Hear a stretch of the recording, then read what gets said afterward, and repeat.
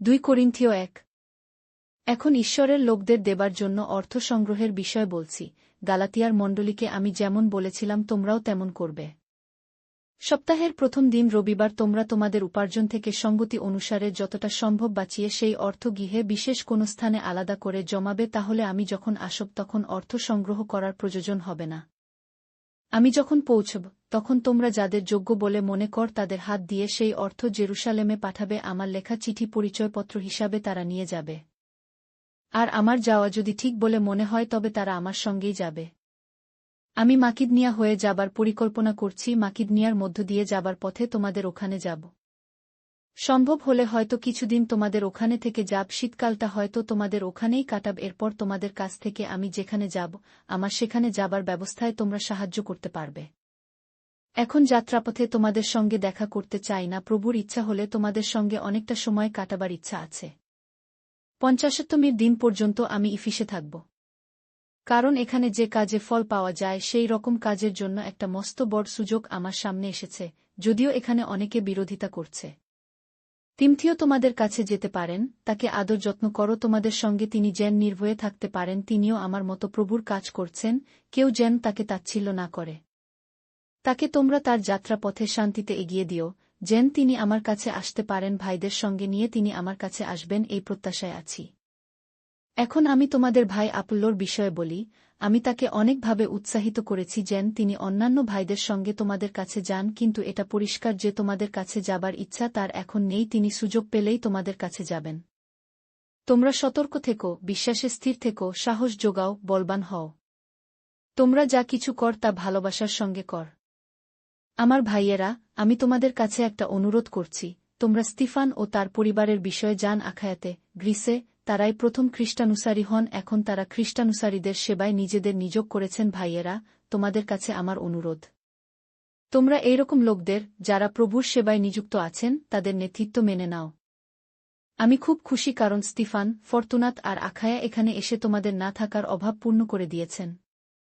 তারা তোমাদের মতো আমার আত্মাকে তৃপ্ত করেছেন, তাই তোমরা এরূপ লোকদের চিনতে ভুল করো না। এশিয়ার সমস্ত মণ্ডলী তোমাদের শুভেচ্ছা জানাচ্ছে। আক্কিলা ও প্রিস্কা আর তাদের বাড়িতে যারা উপাসনার জন্য সমবেত হন তারা সকলে তোমাদের শুভেচ্ছা জানাচ্ছেন। তোমরা পরস্পর একে অপরকে পবিত্র চুম্বনে শুভেচ্ছা জানিও। আমি পৌলো, আমি নিজের হাতে এই শুভেচ্ছা বাণী লিখে পাঠালাম। প্রভুকে যে ভালোবাসে না তার উপর অভিশাপ নেমে আসুক। আমাদের প্রভু আসুন। প্রভু যীশু খ্রিস্টের অনুগ্রহ তোমাদের সঙ্গে থাকুক। খ্রিস্ট যীশুতে তোমাদের সকলের জন্য আমার ভালোবাসা রইল। 2 করিন্থীয় 2। তাই আমি স্থির করেছিলাম যে আবার তোমাদের দুঃখ দেওয়ার জন্য তোমাদের কাছে যাব না। কারণ তোমাদের যদি আমি দুঃখ দিই তবে আমাকে সুখী করবে কে? একমাত্র তোমরাই যারা আমার কাছে দুঃখ পেয়েছ। এই জন্য সেই সব কথা লিখেছিলাম, যাতে যখন আমি আসব তখন যাদের কাছ থেকে আমার আনন্দ পাওয়া উচিত, তাদের কাছ থেকে আমায় যেন দুঃখ পেতে না হয়। কারণ তোমাদের সকলের বিষয়ে আমার দৃঢ় বিশ্বাস এই যে আমার আনন্দে তোমাদের সকলেরই আনন্দ। অনেক কষ্ট, মনোবেদনা ও চোখের জলের মধ্যে দিয়ে সেই চিঠি তোমাদের লিখেছিলাম। আমি তোমাদের ব্যথা দিতে চাইনি, কিন্তু বোঝাতে চেয়েছিলাম যে আমি তোমাদের কত ভালোবাসি। কিন্তু কেউ যদি ব্যথা দিয়ে থাকে তবে সে যে শুধু আমাকে ব্যথা দিয়েছে তা নয়, বেশি বাড়িয়ে না বলে এটুকু বলছি যে তোমাদের সকলকেই সে কিছু পরিমাণ ব্যথা দিয়েছে। তোমাদের মধ্যে বেশিরভাগ লোক মিলে এই ধরনের লোককে যে শাস্তি দিয়েছ সেটাই তার পক্ষে যথেষ্ট। কিন্তু এখন তোমাদের বরং তাকে ক্ষমা করা ও সান্ত্বনা দেওয়া উচিত, তা না হলে সে হয়তো অত্যধিক মনোবেদনায় হতাশ হয়ে পড়বে। আমি তোমাদের অনুরোধ করছি, তোমরা যে তাকে এখনও ভালোবাস এটা তাকে বুঝতে দাও। তোমরা সমস্ত বিষয়ে আমার বাধ্য হও কিনা তা পরীক্ষা করে দেখতে আমি তোমাদের কাছে সেই চিঠিটা লিখেছিলাম। যদি তোমরা কাউকে ক্ষমা কর, আমিও তাকে ক্ষমা করি। যদি ক্ষমা করার মতো কিছু থেকেই থাকে তবে আমি যা ক্ষমা করেছি তা খ্রিস্টের সামনে তোমাদের ভালোর জন্যেই করেছি, যেন আমরা শয়তানের চতুরতার দ্বারা প্রতারিত না হই, কারণ আমরা তার ষড়যন্ত্র সম্বন্ধে অজ্ঞ নই। আমি যখন ত্রোয়াতে খ্রিস্ট সম্বন্ধে সুসমাচার প্রচার করতে এসেছিলাম, তখন দেখলাম প্রভু কাজের জন্য নতুন দরজা খুলে দিয়েছেন। কিন্তু আমি খুব উদ্বেগে ছিলাম, কারণ সেখানে আমি আমার ভাই তিতকে পাইনি। তাই আমি তাদের বিদায় জানিয়েছিলাম এবং মাকিদনিয়ার উদ্দেশ্যে রওনা হয়েছিলাম। কিন্তু ঈশ্বর ধন্য, কারণ তিনি খ্রিস্টের মধ্য দিয়ে সর্বদাই আমাদের জয়লাভের পথ দেখান এবং আমাদের মধ্য দিয়ে সর্বত্র তার সম্বন্ধে গান সৌরভের মতো ছড়িয়ে দেন। যারা উদ্ধার পাচ্ছে এবং যারা বিনাশ হচ্ছে তাদের সামনে আমরা ঈশ্বরের উদ্দেশ্যে খ্রিস্টের সুগন্ধযুক্ত ধূপ। যারা হারিয়ে যাচ্ছে তাদের কাছে আমরা মৃত্যুমূলক মৃত্যুজনক গন্ধ, কিন্তু যারা পরিত্রাণ পাচ্ছে তাদের কাছে আমরা জীবনমূলক জীবনদায়ক গন্ধ। সুতরাং কে এইরকম কাজ করার উপযুক্ত? অনেকে যেমন করে সেরকম আমরা ঈশ্বরের বাক্য নিয়ে লাভ করার জন্য ফেরিওয়ালার মতো ফেরি করে বেড়াই না, বরং খ্রিস্টেতে আমরা আন্তরিকতার সঙ্গে ঈশ্বর হতে আগত লোক হিসাবে ঈশ্বরের সামনে কথা বলি। 2 করিন্থীয় 3। আমরা এসব বলে কি আবার নিজেদের বিষয়ে প্রশংসা করতে শুরু করেছি? অথবা কোনো লোক যেমন করে থাকে তেমনি তোমাদের কাছে আমাদেরও কি কোনো পরিচয়পত্র নিয়ে যেতে হবে, বা তোমাদের সুপারিশের কি আমাদের কোনো প্রয়োজন আছে? তোমরাই আমাদের পরিচয়পত্র, যা আমাদের হৃদয়ে লেখা আছে, যা সমস্ত মানুষ জানতে ও পড়তে পারে। তোমরা যে খ্রিস্টের লেখাপত্র এবং আমরাই তা পৌঁছে দিয়েছি তা তো দেখতেই পাওয়া যাচ্ছে, তা কালি দিয়ে লেখা নয়, কিন্তু জীবন্ত ঈশ্বরের আত্মা দিয়ে লেখা, পাথরের ফলকে লেখা নয়, মানুষের হৃদয়ের ফলকের উপরই লেখা। খ্রিস্টের মাধ্যমে ঈশ্বরের উপর আমাদের এই রকম দৃঢ় বিশ্বাস হয়েছে। কিন্তু তার অর্থ এই নয় যে আমরা নিজেরা নিজেদের যোগ্যতায় একাজ করতে পারি, তা করার শক্তি ঈশ্বরই দিয়ে থাকেন। তিনিই আমাদের নতুন চুক্তির সেবক করেছেন। এই নতুন চুক্তি কোনো লিখিত বিধিব্যবস্থা নয়, কিন্তু আত্মিক ব্যবস্থা, কারণ লিখিত যে বিধিব্যবস্থা তা মৃত্যু নিয়ে আসে, কিন্তু আত্মা জীবন দান করে। যদি পাথরের ফলকের ওপর লেখা ব্যবস্থা, যার পরিণতি মৃত্যু, তা দেবার সময় এমন ঔজ্জ্বল্যের সাথে এসেছিল যে ইসরায়েলের লোকেরা ঔজ্জ্বল্যের জন্য মোশির মুখের দিকে সোজা তাকাতে পারছিল না, যদিও সেই উজ্জ্বলতা ম্লান হয়ে যাচ্ছিল। তবে আত্মার কাজ কি অনেক বেশি মহিমামণ্ডিত হবে না? যে বিধিব্যবস্থায় মানুষ দোষী প্রতিপন্ন হচ্ছিল তা যদি মহিমামণ্ডিত হয়ে থাকে, তবে যে বিধিব্যবস্থা মানুষকে ঈশ্বরের কাছে ধার্মিক প্রতিপন্ন করে তার মহিমা আরও কত না বেশি হবে। এক বাস্তবিক তুলনায় নতুন বিধিব্যবস্থার মহিমার উজ্জ্বলতার কাছে পুরানো বিধিব্যবস্থার মহিমা ম্লান হয়ে যায়। এক যে বিধিব্যবস্থা অল্প দিনের মধ্যে লোপ পেয়ে গেল তার মহিমা যদি এত উজ্জ্বল হয়ে থাকে, তবে যে বিধিব্যবস্থা চিরস্থায়ী তার মহিমা আরও কত না বেশি উজ্জ্বল হবে। অতএব আমাদের এই ধরনের প্রত্যাশা থাকাতে আমরা খুব নির্ভীক হতে পারি। আমরা মোশির মতো নই। মোশি তো নিজের মুখ থেকে রাখতেন যাতে ইসরায়েলীয়রা সেই উজ্জ্বলতা দেখতে না পায়, কারণ সেই মহিমা কমতে কমতে মিলিয়ে যাচ্ছিল। তাদের মন কঠোর হয়ে গিয়েছিল, কারণ যখন শাস্ত্র পড়া হয় তখন মনে হয় আজও তাদের সেই আবরণ রয়ে গেছে। সেই আবরণ এখনও সরেনি, একমাত্র খ্রিস্টের মাধ্যমেই সেই আবরণ সরিয়ে দেওয়া সম্ভব। হ্যাঁ, আজও মোশির বিধিব্যবস্থার পুস্তক পড়ার সময় তাদের হৃদয়ের উপরে আবরণ থাকে। কিন্তু যখনই কেউ প্রভুর দিকে ফেরে তখন সেই আবরণ সরে যায়। এই প্রভু হলেন আত্মা, আর প্রভুর আত্মা যেখানে সেখানেই স্বাধীনতা। তাই যখন আমরা অনাদিত মুখে আয়নায় দেখা ছবির মতো করে প্রভুর মহিমা দেখতে থাকি, তখন তা দেখতে দেখতে আমরা সকলেই তার সেই মহিমাময় রূপে রূপান্তরিত হতে থাকি। সেই রূপান্তর আমাদের মহিমা থেকে উজ্জ্বলতর মহিমার মধ্যে নিয়ে যায়। এই মহিমা আমরা প্রভু, যিনি আজ্ঞা করেন, তার কাছ থেকে লাভ করি। 2 করিন্থীয় 4। ঈশ্বরের দয়ায় আমরা এই কাজের ভার পেয়েছি, তাই আমরা কখনো নিরাশ হই না।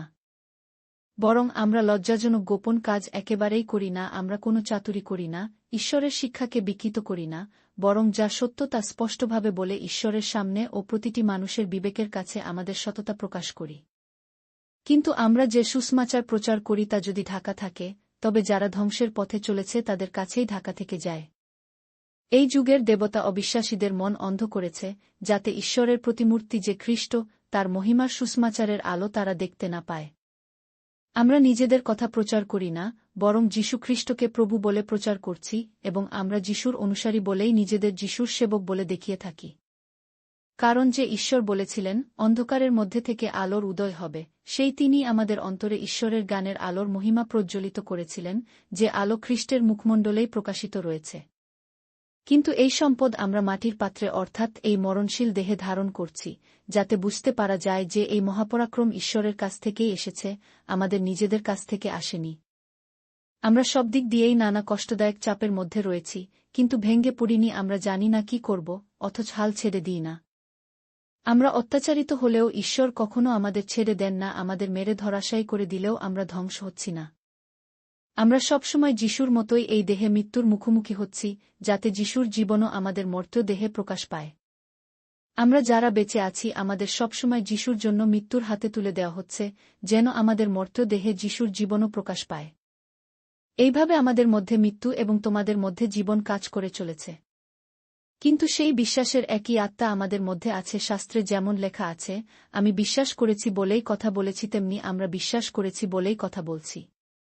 কারণ আমরা জানি, ঈশ্বর প্রভু, যিনি যিশুকে পুনরুত্থিত করেছেন, তিনি যিশুর সঙ্গে আমাদেরও জীবিত করে তুলবেন এবং তোমাদের সঙ্গে আমাদের খ্রিস্টের কাছে উপস্থিত করবেন।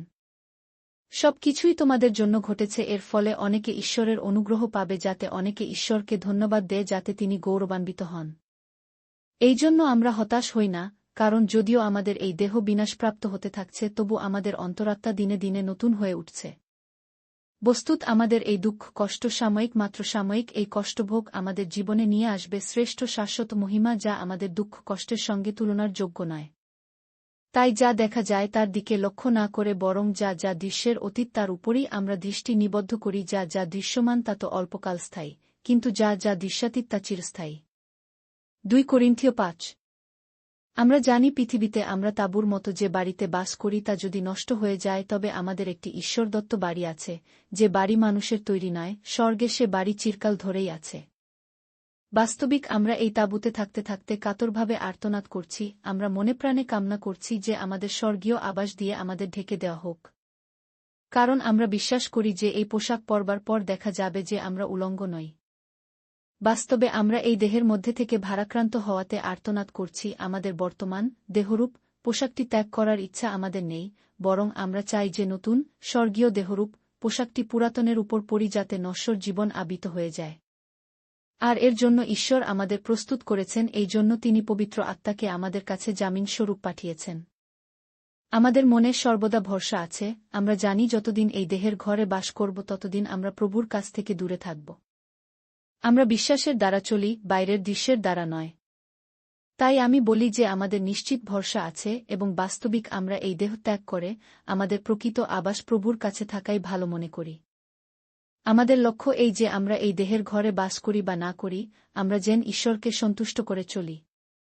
কারণ আমাদের সকলকে খ্রিস্টের বিচারাসনের সামনে দাঁড়াতে হবে, আর এই নশ্বর দেহে বাস করার সময় আমরা ভালো বা মন্দ যা কিছু করেছি তার উপযুক্ত প্রতিদান আমাদের প্রত্যেককে দেওয়া হবে।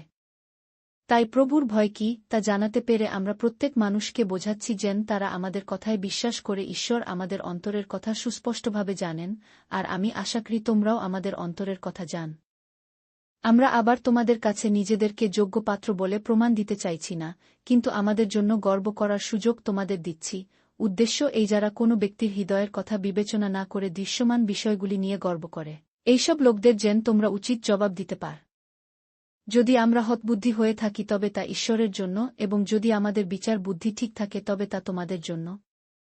খ্রিস্টের ভালোবাসা আমাদের নিয়ন্ত্রিত করে, কারণ আমরা নিশ্চিতভাবে বুঝেছি তিনি, খ্রিস্ট, সকলের জন্য মৃত্যুবরণ করলেন, তাতে সকলেরই মৃত্যু হল। খ্রিস্ট সকলের জন্য মৃত্যুবরণ করলেন, তাই যারা জীবন পেল তারা আর নিজেদের উদ্দেশ্যে নয়, বরং যিনি তাদের জন্য মৃত্যুবরণ করেছিলেন ও পুনরুত্থিত হয়েছেন তারই উদ্দেশ্যে যেন জীবনযাপন করে। তাই এখন থেকে আমরা আর কাউকেই জাগতিক দৃষ্টিভঙ্গি দিয়ে বিচার করি না। যদিও আগে খ্রিস্টকে আমরা জাগতিক দৃষ্টিভঙ্গি দিয়েই বিচার করেছি, তবু এখন আর তা করি না। সুতরাং কেউ যদি খ্রিস্টের সঙ্গে মিলিত হয়, তবে সে এক নতুন সৃষ্টি হয়ে ওঠে, তার জীবনের পুরানো বিষয়গুলি অতীত হয়ে যায়, দেখ, তার সবই এখন নতুন হয়ে উঠেছে। সমস্ত কিছুই ঈশ্বর থেকে এসেছে, যিনি খ্রিস্টের মাধ্যমে নিজের সাথে আমাদের পুনর্মিলিত করেছেন এবং অন্যদের তার সঙ্গে আবার মিলন করিয়ে দেওয়ার কাজ আমাদের দিয়েছেন। যেমন বলা হয়ে থাকে, ঈশ্বর খ্রিস্টের মাধ্যমে জগৎকে পুনরায় তার নিজের সঙ্গে মিলিত করার কাজ করছিলেন। তিনি খ্রিস্টে মানুষের সকল পাপকে পাপ বলে গণ্য না করে মিলনের বার্তা জানাবার ভার আমাদের দিয়েছেন। খ্রিস্টের হয়েই আমরা কথা বলেছি, খ্রিস্টের হয়ে কথা বলতে আমাদের পাঠানো হয়েছে, এইভাবে আমাদের মাধ্যমে ঈশ্বর লোকদের ডাকছেন। আমরা খ্রিস্টের হয়ে তোমাদের অনুরোধ করছি, তোমরা ঈশ্বরের সাথে মিলিত হও। খ্রিস্ট কোনো পাপ করেননি, কিন্তু ঈশ্বর খ্রিস্টের উপর আমাদের পাপের সব দোষ চাপিয়ে দিয়েছেন, যেন খ্রিস্টের মধ্যে ঈশ্বরের সঙ্গে আমাদের সুসম্পর্ক স্থাপিত হয়। 2 করিন্থীয় 6। ঈশ্বরের সহকর্মী হিসাবে আমরা তোমাদের অনুরোধ করছি, তোমরা ঈশ্বরের যে অনুগ্রহ লাভ করেছ তা নিষ্ফল হতে দিও না। কারণ ঈশ্বর বলেন, আমি উপযুক্ত সময়ে তোমাদের প্রার্থনা শুনলাম এবং পরিত্রাণের দিনে আমি তোমাদের সাহায্য করলাম। ঈশায়া 4:9-8। আমি যা বলছি শোনো, এখনই সেই উপযুক্ত সময়, আজই পরিত্রাণের দিন। আমরা চেষ্টা করি যেন আমাদের কোনো কাজের দ্বারা কেউ বিঘ্নিত না হয়, যেন আমাদের কাজের কোনো রকম নিন্দা কেউ করতে না পারে। আমরা সব বিষয়ে নিজেদেরকে ঈশ্বরের সেবক বলে প্রমাণ করি। আমরা ধৈর্যের সঙ্গে দুঃখভোগ করে সবসময় কষ্ট ও নির্যাতন সহ্য করেছি। আমাদের মারধর করা হয়েছে, কারাগারে দেওয়া হয়েছে, মারমুখী জনতার সামনে আমাদের দাঁড়াতে হয়েছে, কাজ করতে করতে অবসন্ন হয়েছি, কত রাত না ঘুমিয়ে কাটিয়েছি, এমনকি অনাহারেও কতদিন কেটেছে।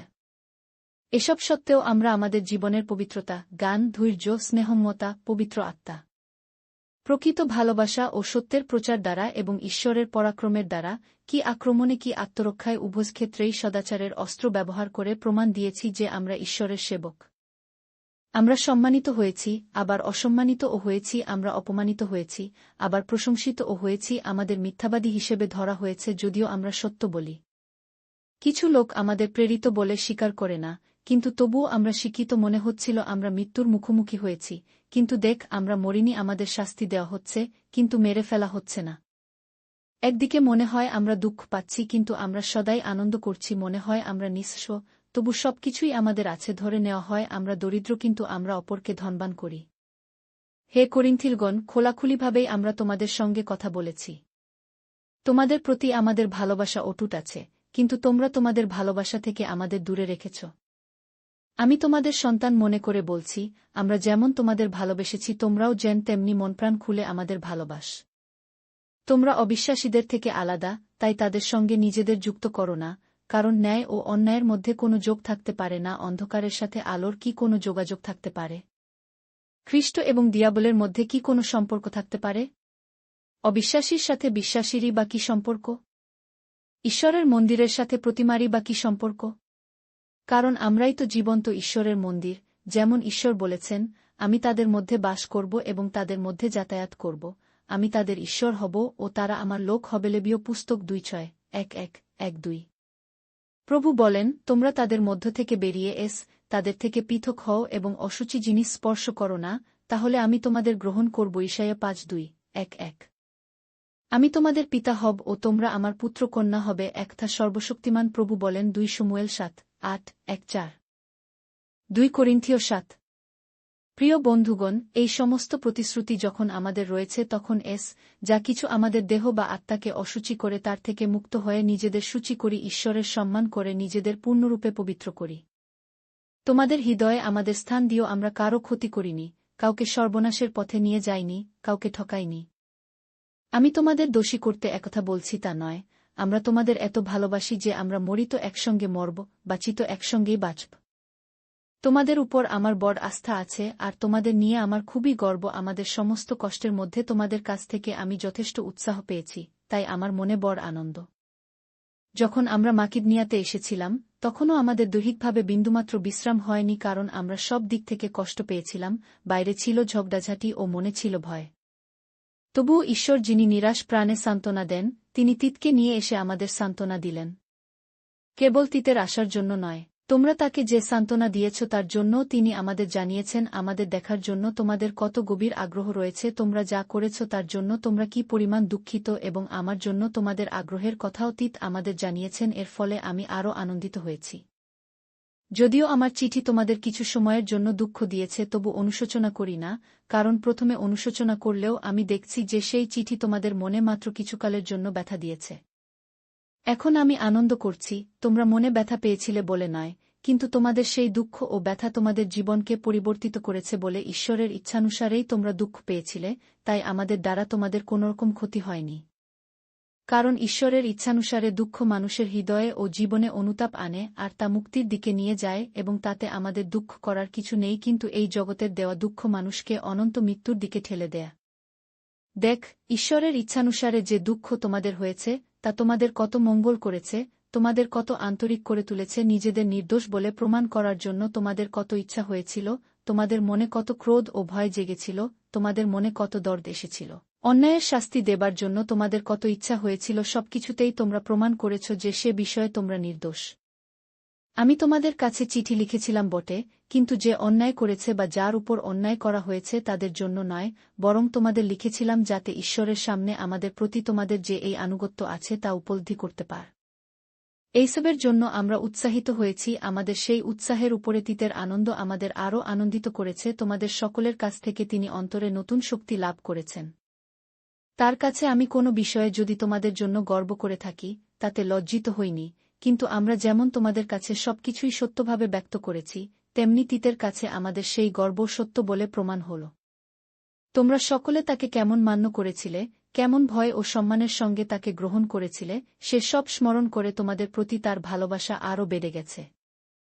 এই জন্য আমি খুশি, কারণ আমি তোমাদের উপর সম্পূর্ণ নির্ভর করতে পারি। 2 কোরিন্থীয় 8। এখন ভাই ও বোনেরা, মাকিদনিয়ার খ্রিস্ট মণ্ডলীগুলির মধ্যে ঈশ্বরের অনুগ্রহ যে কাজ করেছে তা আমরা তোমাদের জানাচ্ছি। যদিও দুঃখ কষ্ট ভোগ করার মধ্য দিয়ে তাদের পরীক্ষা করা হয়েছে এবং যদিও তারা অতি দরিদ্র, তবু তাদের মনে এতই আনন্দ যে তারা অন্যকে খোলা হাতে দান করেছে। আমি সাক্ষী দিচ্ছি যে তারা নিজের ইচ্ছায় যতদূর সাধ্য এমনকি সাধ্যের অতিরিক্ত দান করেছিল। তারা আমাদের ঐকান্তিক অনুরোধ জানিয়ে বলেছিল, ঈশ্বরের লোকদের এই সেবার কাজে অংশগ্রহণ করার সুযোগ যেন তাদের দেওয়া হয়। তারা এমনভাবে দান করেছিল যা আমরা আশাই করিনি। তারা ঈশ্বরের ইচ্ছামতো প্রথমে নিজেদের প্রভুর কাছে এবং পরে আমাদের দিয়ে দিল। সেই জন্য আমরা তিতকে অনুরোধ করলাম যাতে তিনি এর আগে যে কাজ করতে শুরু করেছিলেন সেই অনুগ্রহের কাজ শেষ করেন। সবকিছু যেমন তোমাদের প্রচুর পরিমাণে আছে, বিশ্বাস, বলার ক্ষমতা, জ্ঞান, সব বিষয়ের প্রতি তোমাদের আগ্রহ এবং আমাদের প্রতি ভালোবাসা, ঠিক এইভাবে দান করার গুণটিও যেন তোমাদের প্রচুর পরিমাণে থাকে। আমি আদেশ করে বলছি না, কিন্তু অন্যের আগ্রহের উদাহরণ দিয়ে তোমাদের ভালোবাসা যথার্থ কিনা পরীক্ষা করছি। কারণ তোমরা আমাদের প্রভু যীশুখ্রিস্টের অনুগ্রহের কথা জান, তিনি ধনী হয়েও তোমাদের জন্য দরিদ্র হলেন, যাতে তোমরা তার দরিদ্রতায় ধনবান হয়ে উঠতে পার। এ বিষয়ে আমি আমার পরামর্শ তোমাদের দিচ্ছি, কারণ তোমাদের পক্ষে এটা মঙ্গলজনক, যেহেতু গত বছর তোমরাই প্রথম কাজ করতে আরম্ভ করেছিলে। শুধু তাই নয়, সেই কাজ করার ইচ্ছাও তোমরাই প্রথমে প্রকাশ করেছিলে। তোমরা আগ্রহের সাথে যে দেওয়ার কাজ শুরু করেছিলে, এখন তা সেই একই আগ্রহের সঙ্গে তোমাদের সাধ্যমতো শেষ কর। কারণ দেবার মতো ইচ্ছা থাকলে তবেই তোমাদের দান গ্রাহ্য হবে। তোমাদের যা আছে সেই ভিত্তিতে দিলেই তোমাদের দান গ্রাহ্য হবে, তোমাদের যা নেই সেই অনুযায়ী নয়। কারণ আমাদের উদ্দেশ্য এই নয় যে অন্য সকলে আরাম করবে আর তোমরা কষ্টে পড়বে, বরং সব কিছুতে যেন সমতা থাকে। বর্তমানে তোমাদের যথেষ্ট রয়েছে, তার থেকে দিয়ে তাদের প্রয়োজন মেটাতে পারবে, আবার প্রয়োজনে তাদের যা বেশি হবে তা দিতে তোমাদের অভাব মিটবে, এইভাবে যেন সর্বত্র সমতা বজায় থাকে। শাস্ত্রে যেমন লেখা আছে, যে বেশি কুডোল তার বাড়তি থাকল না, যে অল্প কুডোল তার অভাব হল না। যাত্রাপুস্তক 1:6-1:8। তোমাদের জন্য আমার যে আগ্রহ আছে, ঠিক সেই রকম আগ্রহ ঈশ্বর তিতের অন্তরে দিয়েছেন বলে আমি ঈশ্বরকে ধন্যবাদ দিই। তিত যে আমাদের অনুরোধ রেখেছেন তাই নয়, তিনি এতই আগ্রহী ছিলেন যে নিজের ইচ্ছায় তোমাদের কাছে যাচ্ছেন। আমরা তিতের সঙ্গে সেই ভাইকে পাঠাচ্ছি, যিনি সুসমাচার প্রচারের জন্য সমস্ত মণ্ডলীতে প্রশংসিত। কেবল তাই নয়, আমাদের সহযাত্রী হিসেবে প্রভুর মহিমার জন্য এই দান নিয়ে যাবার দরুন ও আমাদের সাহায্য করার ইচ্ছাকে প্রমাণ করতে বাস্তবিক মণ্ডলীগুলি তাকে মনোনীত করেছিল। আমরা এই দায়িত্ব সম্পর্কে সতর্ক, যাতে এই বিপুল অর্থ বিতরণ সম্পর্কে কেউ যেন আমাদের সমালোচনা না করে। কারণ কেবল প্রভুর সামনে নয়, কিন্তু মানুষের দৃষ্টিতে যা ভালো তাও আমরা লক্ষ্য রাখি। আর ওদের সাথে আমাদের ভাইকে পাঠালাম, যাকে আমরা অনেকবার অনেক বিষয়ে পরীক্ষা করে এইসব কাজে উদ্যোগী দেখেছি এবং তোমাদের প্রতি তার এই দৃঢ় বিশ্বাসের জন্য এবার আরও আগ্রহী দেখছি। তিতের কথা যদি বলতে হয়, তবে তিনি আমার সহকর্মী ও তোমাদের সাহায্যের কাজে আমার সহকারী। আমাদের ভাইদের বিষয়ে যদি বলতে হয়, তবে বলি তারা মণ্ডলীগুলির প্রতিনিধিত্ব করেন এবং খ্রিস্টের পক্ষে গৌরব আনেন। অতএব তোমাদের ভালোবাসার প্রমাণ এবং তোমাদের উপর আমাদের গর্বের কারণ, এই 2 বিষয়ের প্রমাণ তাদের দেখাও, যাতে সমস্ত মণ্ডলী তা দেখতে পায়। 2 কোরিন্থীয় 9। এখন বুঝতে পারছি যে ঈশ্বরের লোকদের সাহায্যের ব্যাপারে তোমাদের কিছু লেখার প্রয়োজন নেই। কারণ আমি তোমাদের আগ্রহ জানি এবং তোমাদের বিষয়ে মাকিদনিয়ানদের কাছে এই গর্ব করে থাকি যে গত বছর থেকে আখায়ের লোকরা অর্থাৎ তোমরা তৈরি হয়ে রয়েছ, আর এই ঘটনা তাদের বেশিরভাগ লোককে দানের বিষয়ে উৎসাহিত করে তুলেছে, তারাও দিতে চাইছে। কিন্তু আমি সেই ভাইদের পাঠাচ্ছি যাতে তোমাদের সম্বন্ধে আমাদের যে গর্ব তা বিফল না হয়, যেন আমি যেমন তাদের বলেছি সেইমতো তোমরা প্রস্তুত হয়ে থাকো। তা না হলে মাকিদনিয়ার কিছু লোক যদি আমার সাথে আসে এবং তোমাদের প্রস্তুত না দেখে, তাহলে এই নিশ্চয়তা বোধ আমাদের ও তোমাদের উভয়ের পক্ষেই লজ্জার বিষয় হবে। সেই জন্য আমি ভাইদের এই অনুরোধ করা প্রয়োজন মনে করলাম, যাতে তারা আগে তোমাদের কাছে যান এবং দান হিসাবে যে অর্থ তোমরা দেবে বলেছিলে, সেই দান সংগ্রহ করে প্রস্তুত থাকতে পারেন। সেই দান যেন স্বেচ্ছাদান হয়, জোর করে আদায় করা চাঁদার টাকা না হয়। মনে রেখো, যে অল্প পরিমাণে বীজ বোনে সে অল্প পরিমাণ ফসল কাটবে এবং যে যথেষ্ট পরিমাণ বীজ বোনে সে প্রচুর ফসল কাটবে। প্রত্যেকে নিজের নিজের অন্তরে যেমন স্থির করেছে সেই মতোই দান করুক, মনে দুঃখ পেয়ে অথবা জোর করা হয়েছে বলে নয়, কারণ খুশি মনে যারা দেয়, ঈশ্বর তাদের ভালোবাসেন। ঈশ্বর তোমাদের সর্বপ্রকার আশীর্বাদ প্রচুর পরিমাণে দিয়ে থাকেন, যেন সব সময় তোমাদের সব কিছুই বেশি পরিমাণে থাকে এবং যেন সব রকম ভালো কাজ করার জন্য সর্বসময়ে তোমাদের ইচ্ছা ও প্রয়োজনের অতিরিক্ত সবই থাকে। যেমন শাস্ত্রে লেখা আছে, ধার্মিক দরিদ্রকে মুক্ত হস্তে দান করে, তার সেই সৎকাজ চিরস্থায়ী। গীতসংহিতা ১:১-২-৯। যিনি কৃষককে বোনার জন্য বীজ ও আহারের জন্য খাদ্য জুগিয়ে থাকেন, তিনি তোমাদের বোনার জন্য আত্মিক বীজ যোগাবেন এবং তার বৃদ্ধিসাধন করবেন, তোমাদের দানশীলতা প্রচুর ফসল উৎপন্ন করবে। ঈশ্বর তোমাদের সব বিষয়ে সমৃদ্ধ করবেন যেন তোমরা সব সময়ে মহৎ হও আমাদের মাধ্যমে তোমাদের দাস, যখন অভাবীদের হাতে দেব, তখন তারা আনন্দে ঈশ্বরকে ধন্যবাদ জানাবে। তোমাদের এই দানের ফলে ঈশ্বরের লোকদের শুধু যে অভাব মিটবে তা না, বরং এই দান ঈশ্বরের প্রতি অনেক ধন্যবাদের দ্বারা উপচে পড়বে। তোমাদের এই কাজ যে আনুগত্যের প্রমাণ দেয় তার জন্যে তারা ঈশ্বরের প্রশংসা করবে। এই আনুগত্য তোমাদের খ্রিস্টের সুসমাচারের উপর বিশ্বাস থেকে আসে। খোলা হাতে তোমরা যে দান তাদের ও অপরের সঙ্গে ভাগ করে নিয়েছ তার জন্য তারা ঈশ্বরের প্রশংসা করবে। তারা যখন তোমাদের জন্য প্রার্থনা করে তখন তোমাদের সাথী হবার ইচ্ছা করবে। তোমাদের উপরে যে মহানুগ্রহ ঈশ্বর দিয়েছেন তার কথা মনে করেই তারা এমন ইচ্ছা করবে। ঈশ্বরের অপূর্ব অবর্ণনীয় দানের জন্য তাকে ধন্যবাদ। ২ করিন্থীয় ১:০। আমি পৌল নিজের খ্রিস্টের বিনয় ও সৌজন্যের দোহাই দিয়ে তোমাদের অনুনয় করছি, আমি নাকি তোমাদের সামনে বিনম্র কিন্তু পেছনে চিঠিতে তোমাদের কড়া কড়া কথা বলি। কিছু কিছু লোক মনে করে যে আমরা জাগতিকভাবে চলি। আমি মিনতি করি যখন আমি আসব তখন যেন আমাকে সেই দৃঢ় সাহস দেখাতে না হয়, যে সাহস আমি সেইসব লোকদের প্রতি দেখানো আবশ্যক মনে করি। আমরা জগতেই বাস করি, কিন্তু জগৎ যেভাবে যুদ্ধ করে আমরা সেইভাবে করি না। জগৎ যে যুদ্ধের অস্ত্র ব্যবহার করে, আমরা তার থেকে স্বতন্ত্র যুদ্ধাস্ত্র ব্যবহার করি। আমাদের যুদ্ধের অস্ত্র ঈশ্বরের পরাক্রম। এই যুদ্ধাস্ত্র শত্রুর সুদৃঢ় ঘাঁটি ধ্বংস করতে পারে, লোকদের বাজে বিতর্ক আমরা বিফল করতে পারি। যে সমস্ত গর্বজনক বিষয় ঈশ্বর বিষয়ক জ্ঞানের বিরুদ্ধে ওঠে, আমরা তাদের প্রত্যেককে ধ্বংস করি এবং সমস্ত চিন্তাকে বশীভূত করে খ্রিস্টের অনুগত করি। যখন তোমরা সম্পূর্ণভাবে আমাদের অনুগত হবে, তখনই আমরা অবাধ্যতার প্রতিটি কাজকে শাস্তি দিতে প্রস্তুত হব। তোমাদের সামনের বিষয়গুলির দিকে দেখ। কেউ যদি নিজেদের উপরে বিশ্বাস রেখে বলে, আমি খ্রিস্টের লোক, তবে তার আবার একথাও বোঝা উচিত যে তার মতো আমরাও খ্রিস্টের লোক। একথা ঠিক যে প্রভু যে কর্তৃত্ব আমাদের দিয়েছেন তাই নিয়ে আমরা বেশ গর্ব করি, তোমাদের ব্যথা দিতে নয়, কিন্তু তোমাদের শক্তিশালী করে তুলতেই তিনি আমাদের এই অধিকার দিয়েছেন, আর তা নিয়ে আমরা লজ্জা পাচ্ছি না। আমি চিঠিগুলি দিয়ে যে তোমাদের ভয় দেখাচ্ছি এরকম মনে করো না। কেউ কেউ বলে তার চিঠিগুলো মনে রেখাপাত করে এবং শক্তিশালী, কিন্তু লোক হিসাবে তিনি দুর্বল এবং তার কথা বলার ধরন একেবারেই হৃদয়গ্রাহী নয়। এই ধরনের লোক বুঝুক যে অনুপস্থিত থাকাকালীন আমাদের চিঠির মধ্যে যে শক্তি প্রকাশ পেয়েছে, আমরা যখন তোমাদের সামনে উপস্থিত হব তখন আমাদের কাজেও সেই একই শক্তি দেখতে পাবে। কারণ এমন কোনো লোকের সাথে আমরা নিজেদের গণনা বা তুলনা করতে সাহস করি না। যারা নিজেরাই নিজেদের উচ্চ প্রশংসা করে থাকে তারা পরস্পরের মধ্যে নিজেদের পরিমাপ করে এবং নিজেদের সাথে নিজেদের তুলনা করে। নিজেদের বিষয়ে এতটুকু গর্ব করার অধিকার আমাদের আছে, আমরা তার বেশি করব না, বরং ঈশ্বর আমাদের কর্মক্ষেত্রে যে সীমা নিরূপণ করেছেন সেই সীমার মধ্যে থাকব। সেই সীমার মধ্যে তোমরা আছো। তোমাদের কাছে গিয়েছিলাম বলে তোমাদের নিয়ে আমরা যখন গর্ব করি, তখন সীমার বাইরে কিছু বলি না, কারণ খ্রিস্টের সুসমাচার নিয়ে আমরাই তোমাদের কাছে প্রথম পৌঁছেছিলাম। আমাদের কাজ নিয়ে গর্ব করার যে সীমা তা আমরা ছাড়িয়ে যাব না। অন্যেরা কি করছে তা আমাদের গর্বের বিষয় নয়, পরিবর্তে আমরা আশা করি যে তোমাদের বিশ্বাস বাড়বার সাথে সাথে আমরা তোমাদের মধ্যে আরও কাজ করতে পারব। তখন আমরা তোমাদের নগর ছাড়িয়েও জায়গা জায়গায় সুসমাচার প্রচার করতে পারব। অপরের এলাকার করা কাজের জন্য আমরা গর্ব করব না।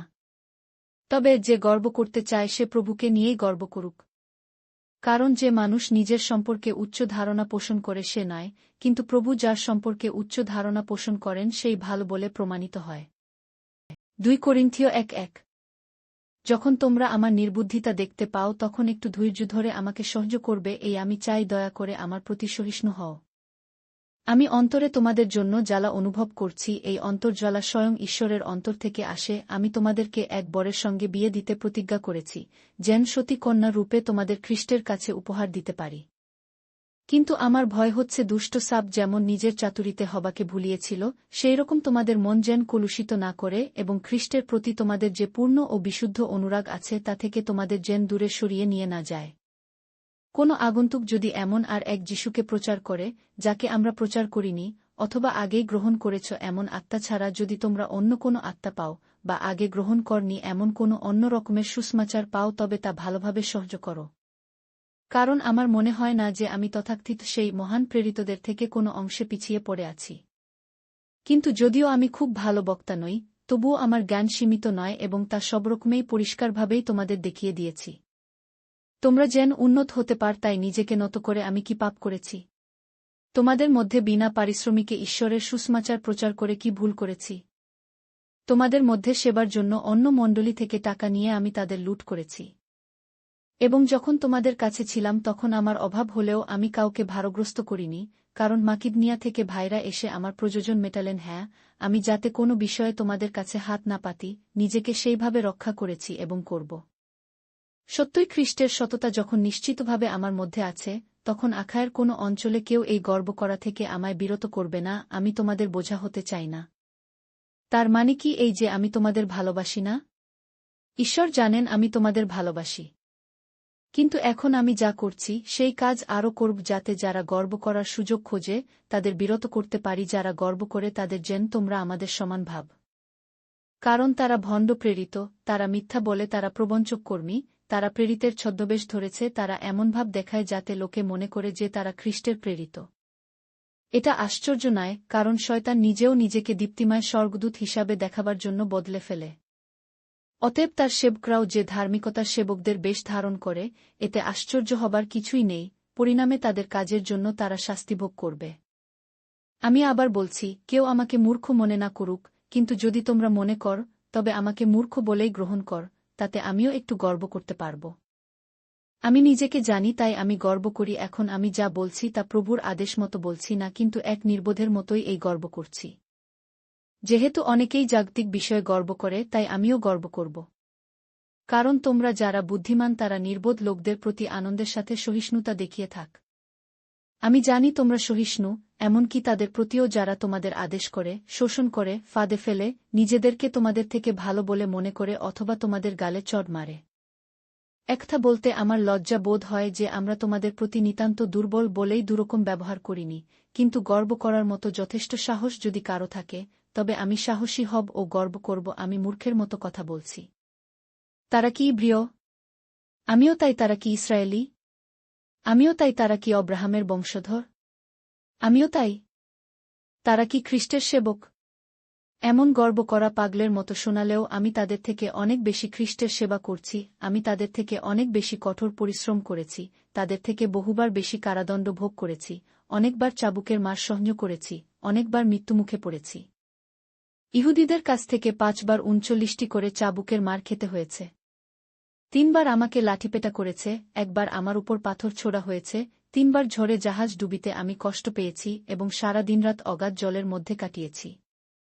স্থলপথে যাত্রাকালে বহুবার বিপদে পড়েছি, নদী থেকে বিপদ এসেছে, কতবার ডাকাতের হাতে, কতবার আমার আপনজন ইহুদি ও অইহুদিদের দ্বারা বিপদগ্রস্ত হয়েছি, শহরের মধ্যে মহা বিপদে পড়তে হয়েছে, কখনো গ্রামাঞ্চলে, কখনো বিপদ সংকুল সমুদ্রের মধ্যে এবং ভণ্ড খ্রিস্টিয়ানদের কাছ থেকে।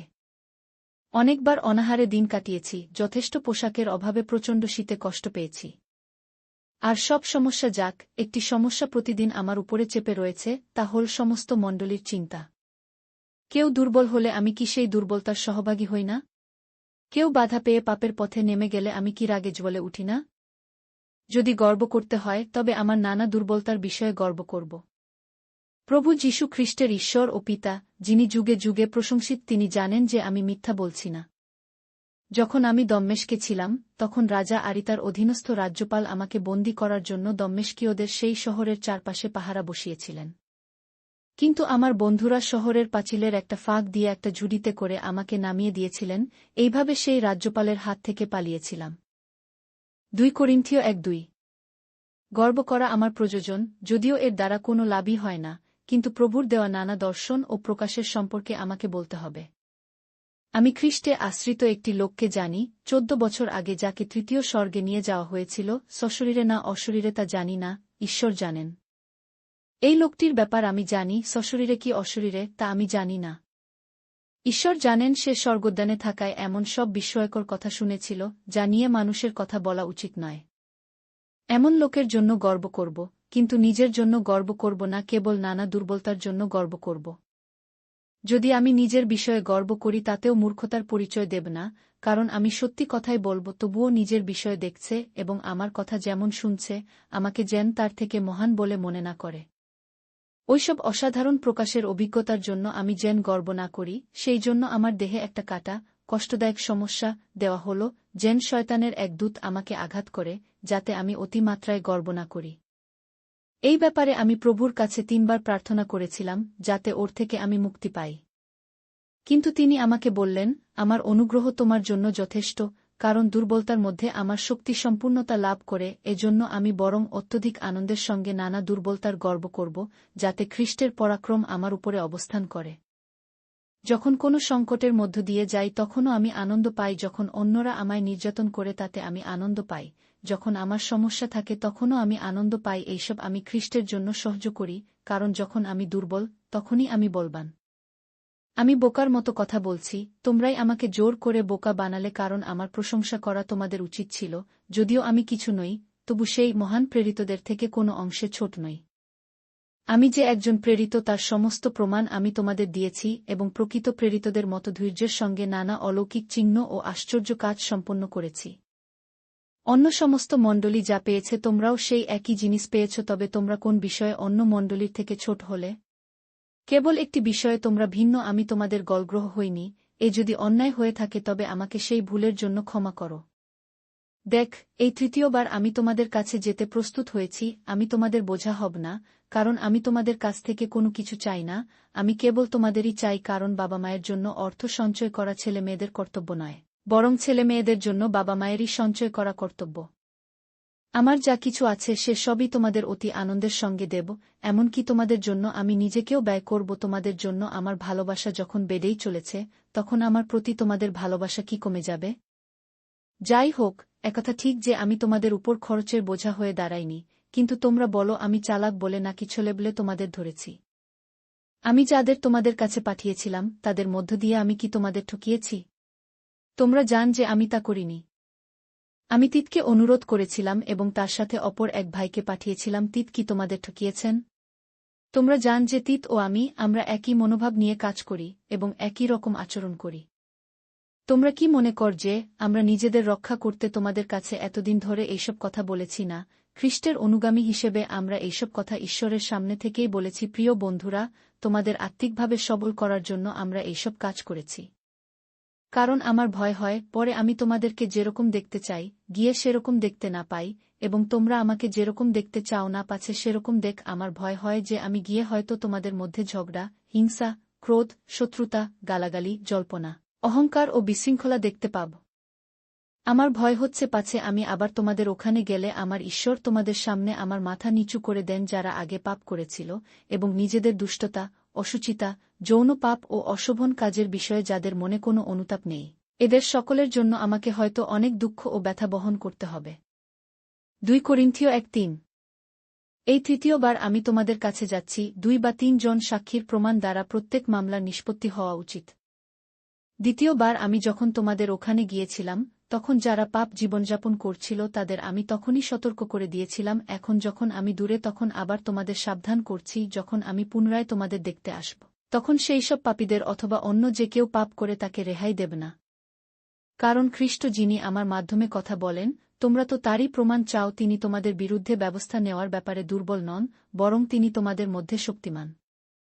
কারণ এটা সত্য যে তিনি তার দুর্বলতার জন্য ক্রুশের উপর পেরেক বিদ্ধ হয়েছিলেন, কিন্তু ঈশ্বরের পরাক্রমে তিনি এখন জীবিত। এও সত্য যে আমরাও তাতে খ্রিস্টে দুর্বল, কিন্তু তোমাদের জন্য আমরা ঈশ্বরের পরাক্রম দ্বারা তার সাথে বাস করব।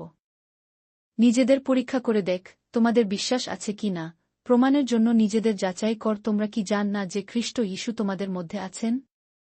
কিন্তু এ বিষয়ে যদি তোমাদের অন্তরে সেই প্রমাণ না পাও, তবে খ্রিস্ট তোমাদের মধ্যে নেই। আশা করি তোমরা একথা স্বীকার করবে যে আমরা সেই পরীক্ষায় উত্তীর্ণ হয়েছি। আমরা ঈশ্বরের কাছে এই প্রার্থনা করি যেন তোমরা কোনো অন্যায় না কর। এর অর্থ এই নয় আমরা যে এই পরীক্ষায় উত্তীর্ণ হয়েছি সেটা স্পষ্ট হোক, বরং আমরা ব্যর্থ হয়েছি মনে হলেও যেন যা ন্যায় তোমরা তাই কর। কারণ আমরা সত্যের বিপক্ষে কিছুই করতে পারি না, কেবল সত্যের সপক্ষে করতে পারি। তোমরা শক্তিশালী হলে আমরা দুর্বল হলেও আনন্দ করি, আমরা প্রার্থনাও করি যেন তোমাদের খ্রিস্টীয় জীবন উত্তরোত্তর শক্তিশালী হয়ে ওঠে। এই কারণে যখন আমি তোমাদের থেকে দূরে তখন আমি এই সমস্ত লিখছি, যাতে আমি যখন তোমাদের সাথে থাকব তখন আমাকে যেন তোমাদের শাস্তি দিতে বা তিরস্কার করতে না হয়। সেই ক্ষমতা তোমাদের ভেঙে ফেলবার জন্য নয়, কিন্তু তোমাদের আত্মিক জীবন গড়ে তোলবার জন্যই প্রভু আমাকে দিয়েছেন। আমার ভাই ও বোনেরা, সব শেষে বলি, বিদায় সিদ্ধি লাভের জন্য আপ্রাণ চেষ্টা কর। আমি যা বলেছি সেই অনুসারে কাজ কর, একমনা হও, মিলেমিশে শান্তিতে থাক, তাতে প্রেমের ও শান্তির ঈশ্বর তোমাদের সঙ্গে থাকবেন। পবিত্র চুম্বন দিয়ে পরস্পরকে আন্তরিক শুভেচ্ছা জানিও। ঈশ্বরের পবিত্র লোকেরা তোমাদের প্রীতি ও শুভেচ্ছা জানাচ্ছেন। প্রভু যীশু খ্রিস্টের অনুগ্রহ, ঈশ্বরের প্রেম এবং পবিত্র আত্মার সহভাগিতা তোমাদের সকলের সহবর্তী হোক।